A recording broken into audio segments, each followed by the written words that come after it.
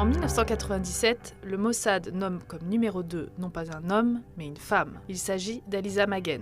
Aujourd'hui, les femmes composent 40% des unités opérationnelles des services secrets israéliens. Le Mossad serait même devenu l'institution la plus féministe d'Israël. Il compte de nombreuses héroïnes, l'une des plus connues est Sylvia Raphael, une photographe chargée en 1972 d'interviewer un certain Mahmoud Hamshari à Paris. Elle est chargée par le Mossad d'approcher quelqu'un qui s'appelle Mahmoud Hamshari, qui est à la fois le représentant de Yasser Arafat et du mouvement palestinien, qui passe pour un intellectuel mais qui organise aussi des attentats terroristes. Il est une des cibles du Mossad et donc Sylvia est chargée de l'approcher, de le séduire et de l'emmener dîner pendant que le Mossad va poser des bombes dans son appartement pour l'éliminer, bombes qui exploseront le lendemain et coûteront la vie à Mahmoud Hamshari. Dans leur livre Les Amazones du Mossad, Michel Bar-Zohar et Nissim Michal reviennent sur les dernières minutes ayant précédé l'explosion. Aux commandes de cette opération, 3 hommes.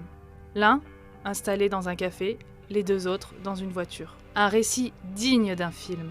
L'homme du café demanda la permission d'utiliser le téléphone du comptoir et composa un numéro qu'il connaissait par cœur. « Allô ?» répondit une voix d'homme. « Le docteur Hamshari ?» Lui-même. Dans le café, l'homme leva la main. Aussitôt que les hommes de la voiture virent le signal convenu, l'un d'eux appuya sur un bouton de la télécommande qu'il tenait à la main. Hamshari entendit un sifflement strident dans le combiné et une explosion assourdissante s'ensuivit. Des explosifs avaient été placés sous le bureau. Hamshari s'évanouit, gravement blessé.